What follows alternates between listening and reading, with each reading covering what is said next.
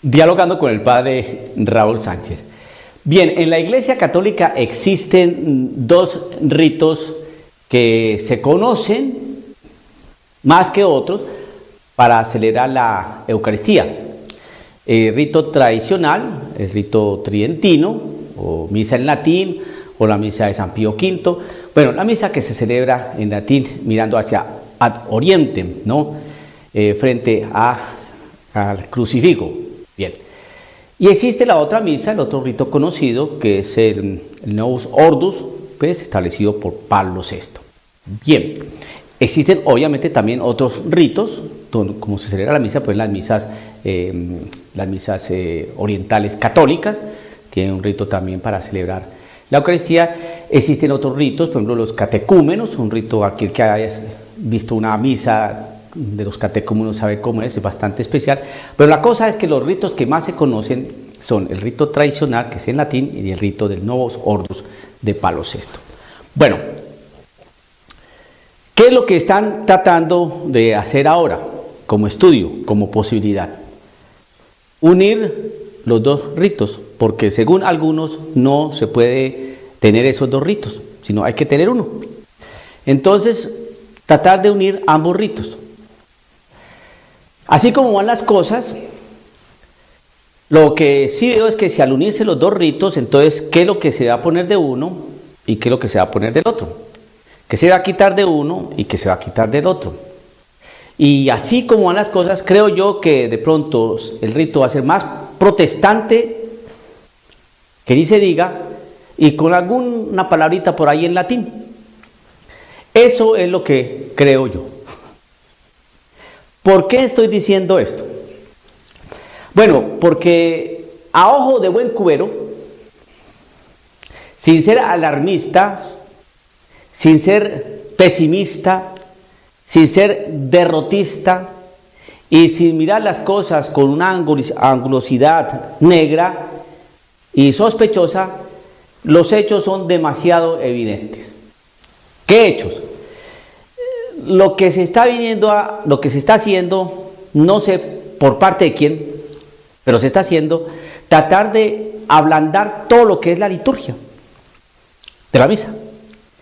Vamos a casos concretos para que usted vea que así es. La Iglesia Católica ha sido bien firme desde un principio con la Eucaristía. Hay que examinar muy bien su conciencia para no acarrearse su propia condenación consumiendo el pan, el cuerpo de Cristo indignamente. Eso es bien claro. Conviértanse, existe el sacramento de la reconciliación, mi paz les dejo, mi paz les doy, ahora les doy a ustedes la paz, así como el Padre me envió, yo los envío a ustedes, les dio el Espíritu Santo, y al que perdona los pecados le quedan perdonados, y a los que no le quedan retenidos, y una vez ya ya confesados, las personas podían recibir el pan eucarístico, la Eucaristía. Bien. Pero a través de los años se ha venido ablandando la liturgia de la misa. Esto que estoy diciendo acá, pues los videos, gracias a Dios existe material fílmico que me respalda lo que estoy diciendo. Simplemente ver una misa después del año 1970 para que usted observe que da tristeza. Da tristeza. Algo que era tan solemne, que era para Dios, era de la misa donde se glorifica, ¿no?, a Dios, se le da gracias a Dios, se le adora a Dios en la Eucaristía. Entonces, después eso se convirtió en algo que uno decía, pues, ¿esto qué es? Bueno,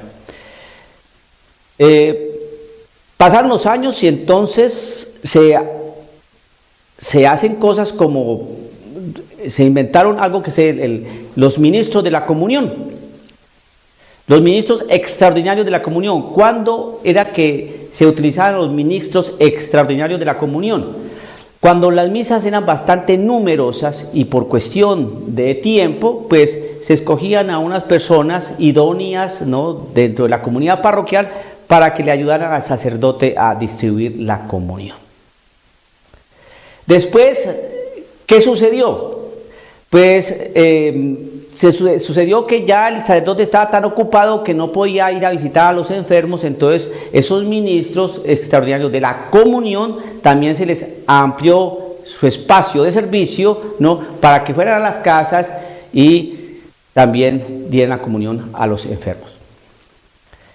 El problema es que ¿quiénes son estas personas? ¿Qué preparación tienen? ¿Qué idoneidad tienen? Uno ni sabe. Hay unos muy buenos, pero se ha sabido de otros casos que no. Y ese es el gran problema. Aquí yo no quiero generalizar, ni quiero que nadie, ningún ministro extraordinario de la comunión se sienta ofendido, sino que son cosas que han pasado. Así como usted pronto puede ser un gran ministro extraordinario de la comunión, muy santo, muy devoto, existen otras personas que no. Y entonces, ¿por qué? Porque eso es protestantizar la iglesia.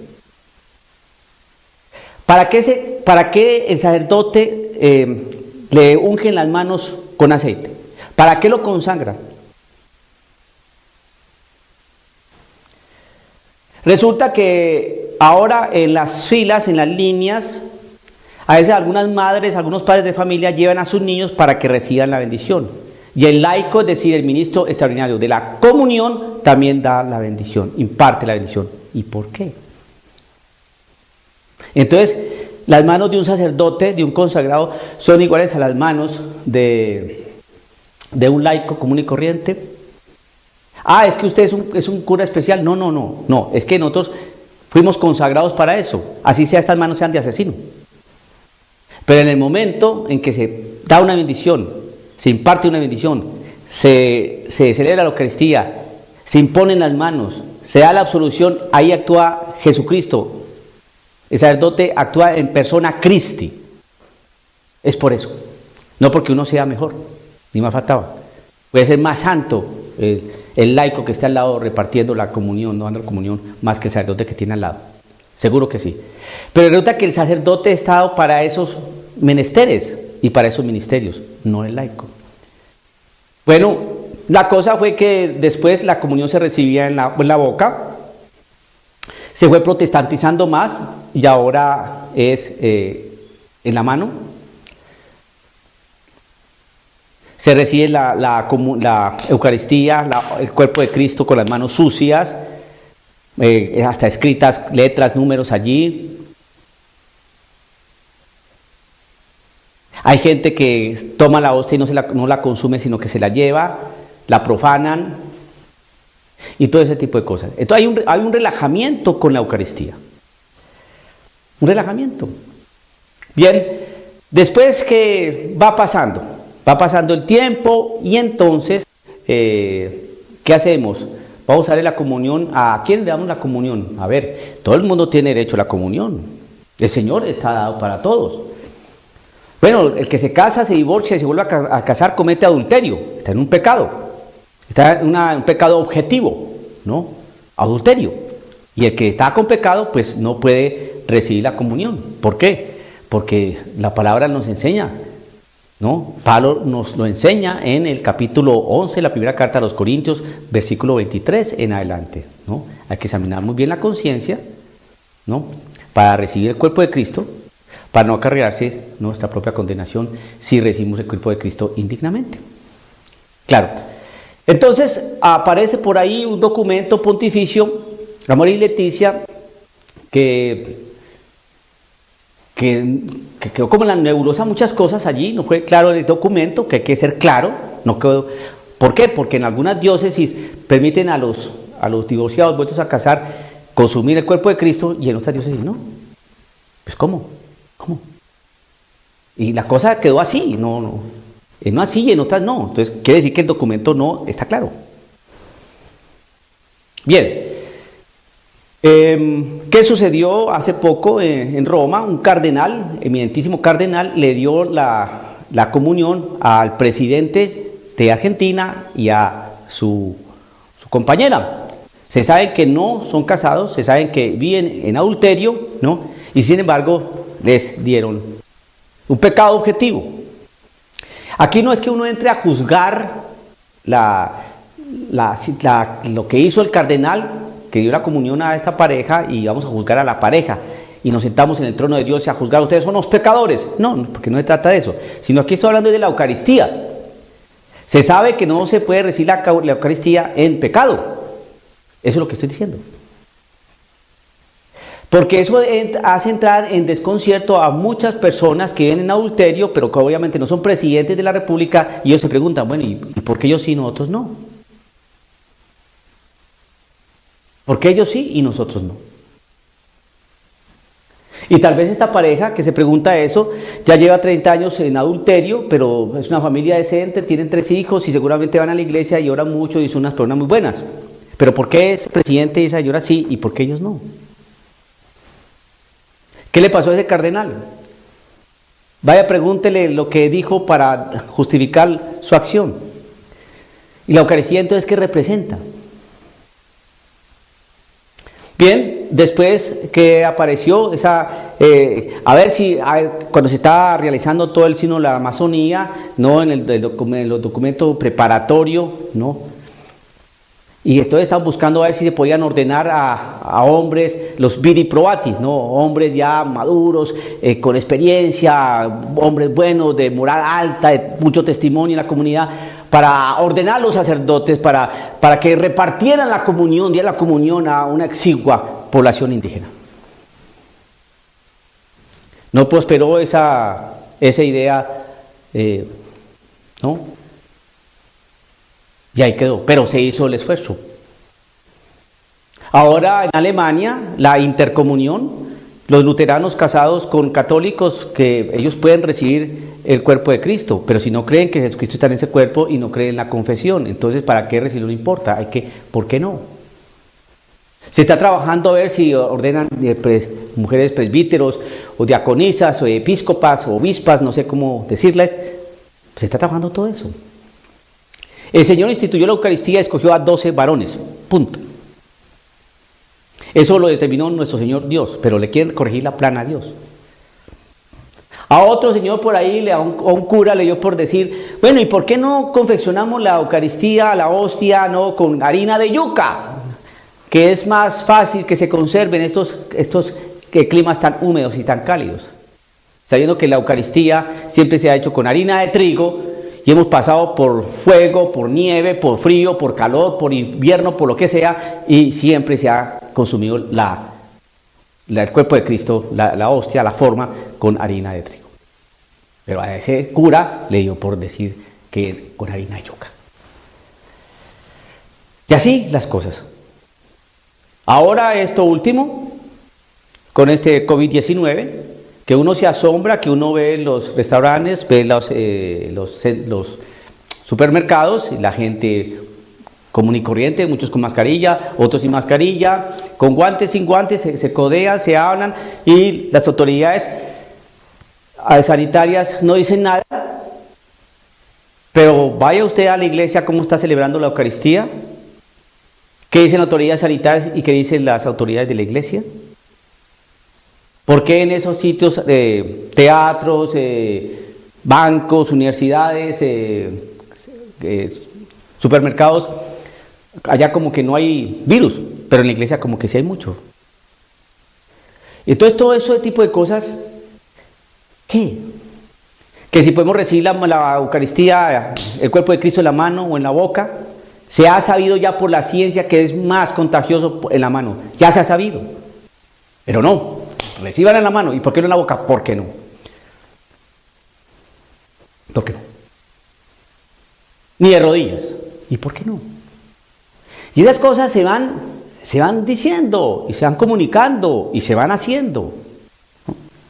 Y ahora esto último, a ver si hay posibilidad de unir el rito tradicional en latín y el rito del Novus Ordo de Pablo VI, y unir a ver cómo sale, porque la iglesia no puede vivir con esos dos ritos, porque hasta siempre no, hay que mirar cómo se une, y al unirlos entonces ustedes saben qué va a pasar, pues de una vez van a destruir y acabar con la misa tradicional, y van a hacer de la misa Novus Ordo quién sabe qué cosa. Y así las cosas con la Eucaristía. Y quién sabe qué otros pasajes, se me ha olvidado ahorita sobre la Eucaristía, Y es importante porque la Eucaristía es la misma presencia real de Cristo que nos alimenta. Es Cristo Jesús que está allí, en ese pan. Y esto es mi cuerpo, y esta es mi sangre. Y el que coma mi cuerpo y de mi sangre tendrá la vida eterna. Pero no quieren creer.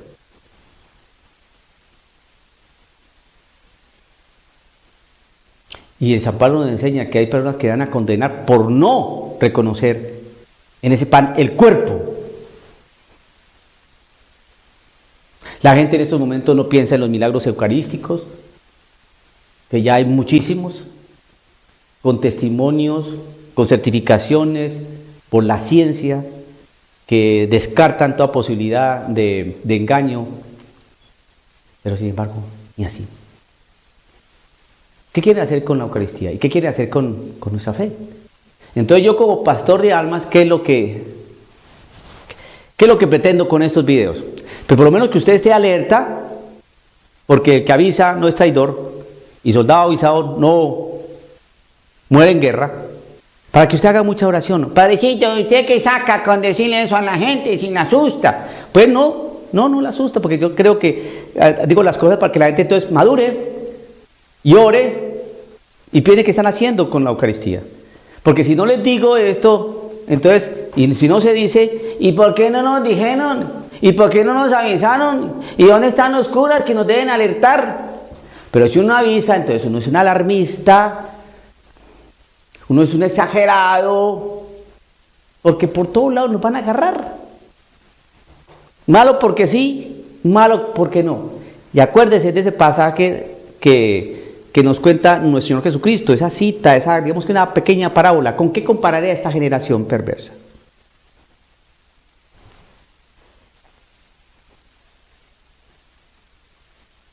Les tocamos canciones tristes y no quisiste llorar.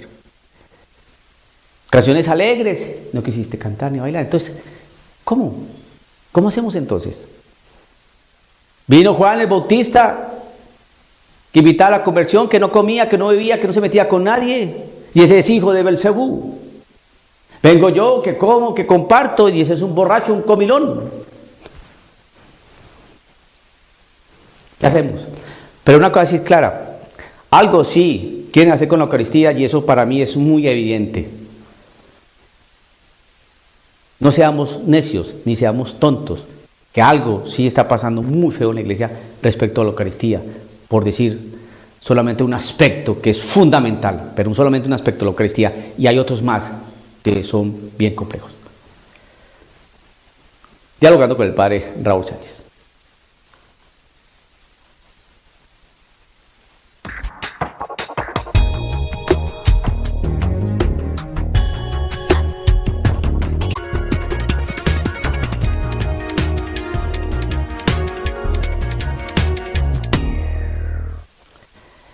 Dialogando con el padre Raúl Sánchez, la lectura del libro de los Hechos de los Apóstoles, en su capítulo 18, verso 9 en adelante. Es la primera lectura que se proclamó en el día de la misa de hoy, viernes 22 de mayo del año 2020. ¿Qué dice este texto? Una noche el Señor le dijo a Pablo en una visión: no tengas miedo y sigue hablando y no calles, pues en esta ciudad me he reservado un pueblo numeroso. Yo estoy contigo y nadie podrá hacerte daño. Pablo siguió enseñando, entre ellos la palabra de Dios, y permaneció allí 1 año y 6 meses. Siendo Galión gobernador de Acaya, los judíos acordaron unánimemente hacer una manifestación contra Pablo. Lo llevaron ante el tribunal y lo acusaron. Este hombre incita a la gente a que adoren a Dios de una manera que prohíbe nuestra ley.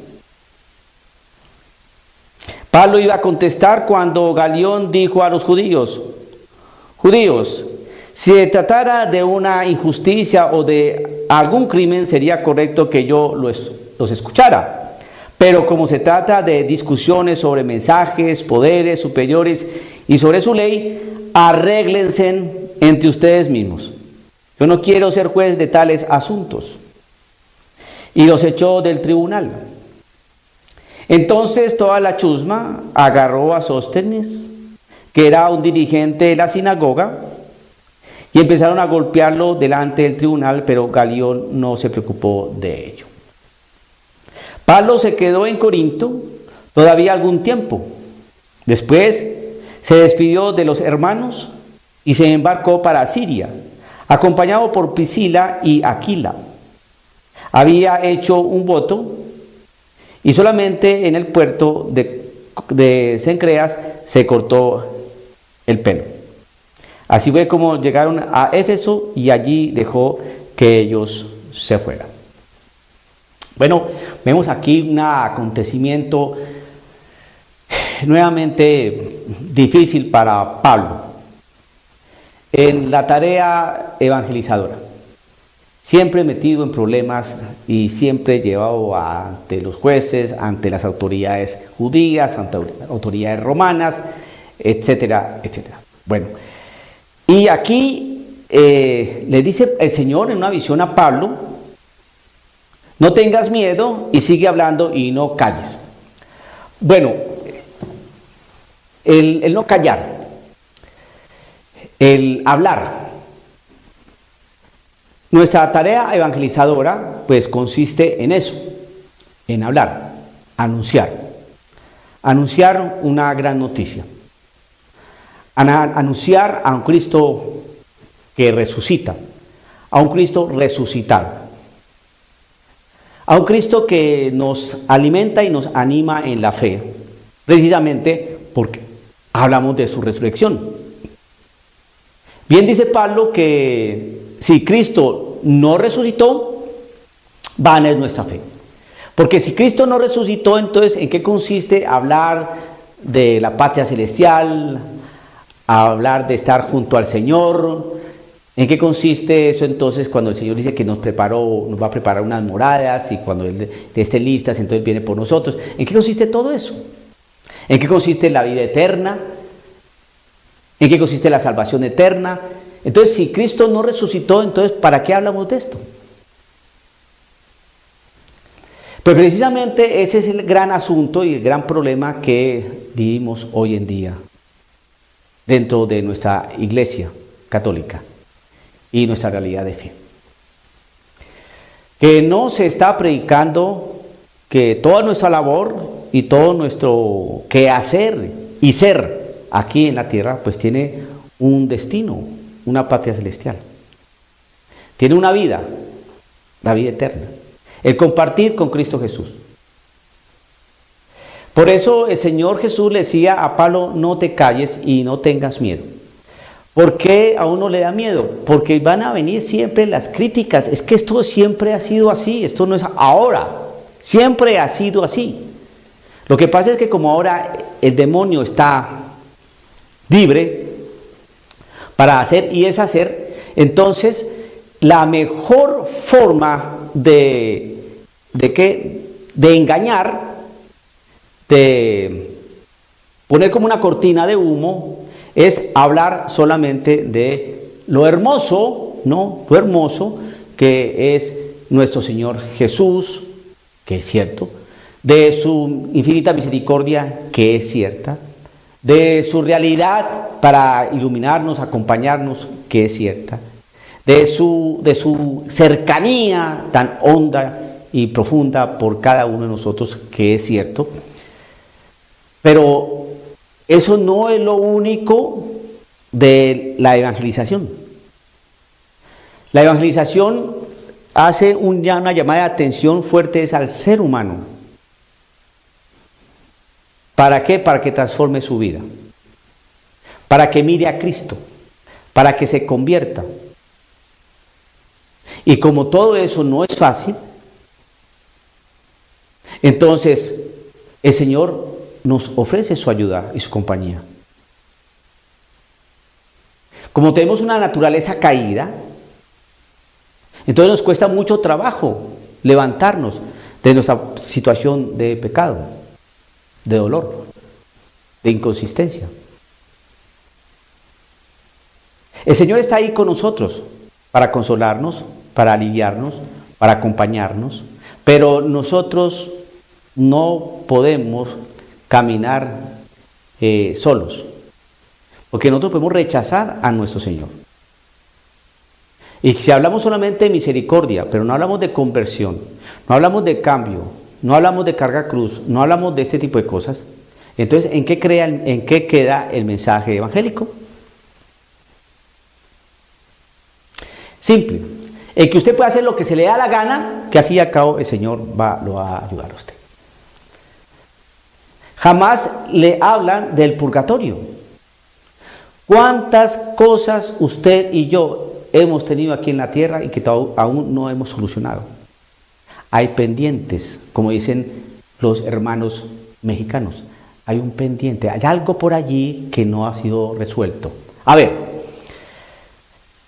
¿usted ha podido solucionar el problema de envidia, de rabia, de rencor hacia determinada persona?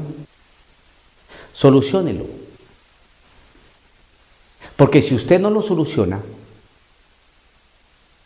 como es una situación que no se ha resuelto, el día que usted se muera, esa situación queda allí y eso es lo que usted tiene que purgar. Por eso hay un texto del Evangelio de San Mateo que dice, si tú tienes algún conflicto con tu hermano, antes de llevar la ofrenda a tu altar, ve y te pones en paz con tu hermano mientras van de camino, no sea que él te lleve al juez, él te lleva al carcelero, el carcelero te lleva al juez y ahí estés hasta que pagues el último centavo. ¿Pagar el último centavo en dónde? Todas las situaciones no resueltas en nuestra vida, afectivas, emocionales, de pecado, etc., en el momento de nuestra te quedan ahí. Y eso se tiene que pagar. Piense usted en lo siguiente. Usted es una persona que hizo llorar mucho a su mamá cuando usted estaba muchacho o una muchacha.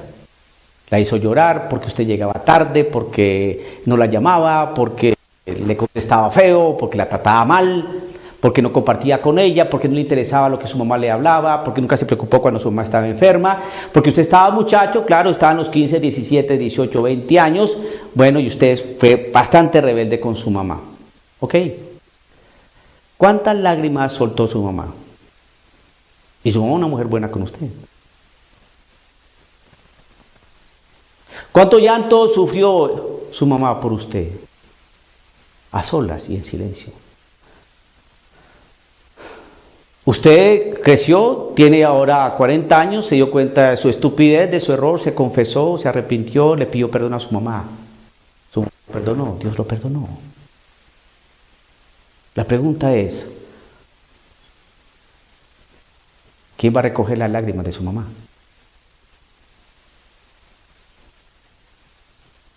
Queda con una situación de injusticia allí. El hombre que mató a un niño, a una familia, los apuñaló. El hombre se arrepintió, pagó su pena en la cárcel. Se arrepintió, se confesó. Pero ¿quién le devuelve los hijos a esa madre? ¿Quién enjuga las lágrimas de esa madre? ¿Quién consuela a esa madre?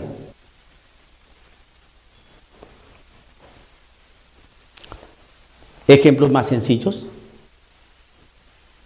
Un niño jugando en su jardín, béisbol, levanta la bola, pan, da con el bate y la pelota sale a la otra casa, la casa del vecino, y le rompe el vidrio al vecino.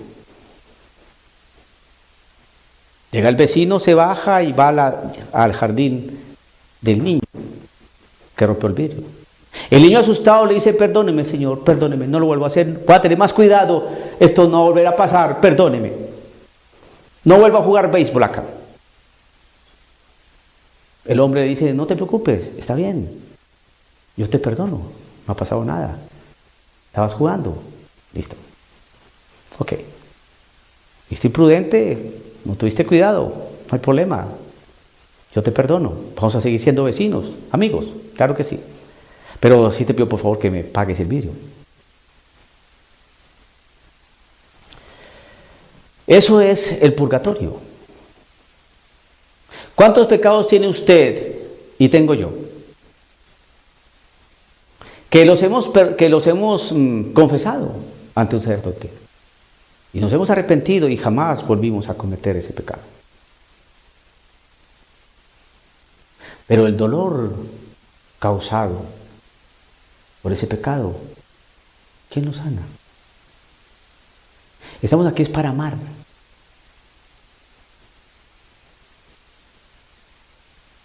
Para amar. Para no hacer llorar ni hacer sufrir a nadie. No crean que es que usted, hermano, y yo hagamos todo lo que quiera y pequemos y forniquemos y adulteremos y hagamos todos aquí y allá y mintamos y delincamos, que al final el Señor nos perdona porque es misericordioso y el malo se difumina. No, ¿quién dijo eso? Eso no es doctrina católica. No. Hay una conversión, hay un cambio de vida. Por eso el Señor nos dice, amen a sus hermanos, ámense los unos a los otros. Y cuando uno ama, no hace daño. El que ama, no hace daño. Pero si hemos causado daño, nos hemos arrepentido, no volvemos a cometer eso, queda algo allí, el dolor que causamos. ¿El inocente qué? ¿Y el inocente? Eso es lo que llama justicia. El Señor no es que nos mire a nosotros para que el pecador y el pecado sufra. No, la justicia está, ¿y el inocente? ¿Qué pasa con el inocente? El narcotraficante se llenó los bolsillos de dinero ilícito, dinero sangriento. ¿Y cuántos niños dañó porque vendían eso en la escuela, en las escuelas? Niños de 11, 12, 14, 15 años. Los volvieron marihuaneros, adictos al crack, a la cocaína. Hoy están perdidos allí. El hombre se arrepintió. Los narcotraficantes se arrepintieron. Fueron a la cárcel, pagaron. De hecho, están pagando todavía. Y la salud de esos niños, y la psicología de esos niños, y la vida de esos niños. ¿Qué?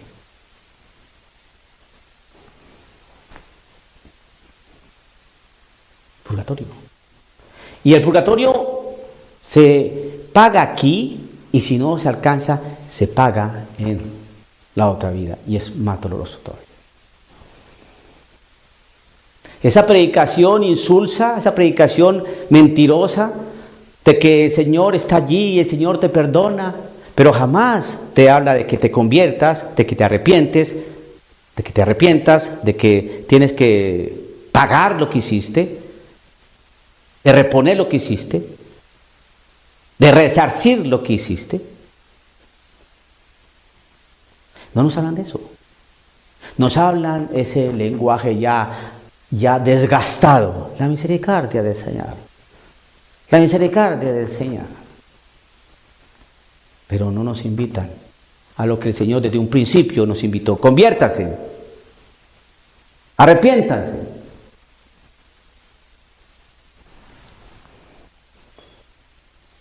No tengamos teologías inventadas, que por rechazar la palabra del Señor nos hemos inventado unos magisterios, unas teologías, unas liturgias y una manera y una cosmovisión de entender el mundo que no son de Cristo.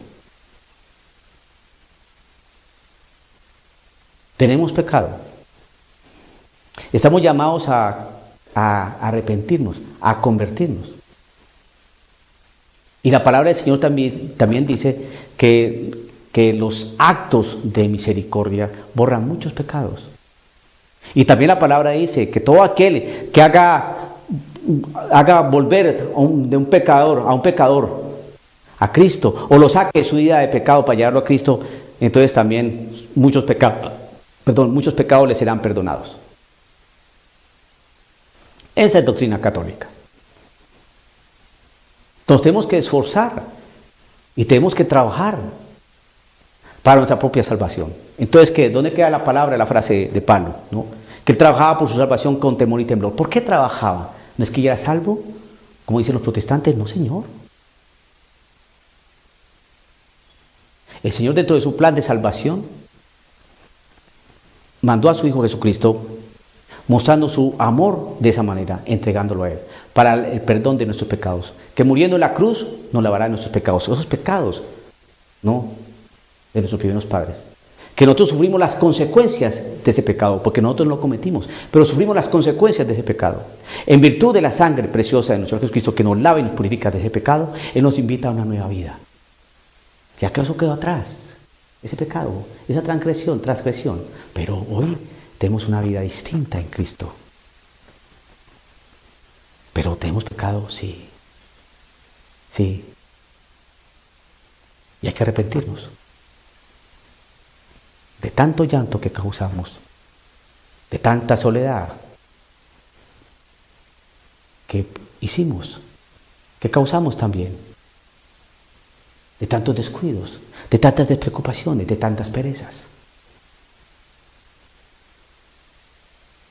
de tanto silencio, de tantas omisiones. Hay que arrepentirnos de eso. Hay que arrepentirnos de eso. Dialogando con el padre Raúl Sánchez.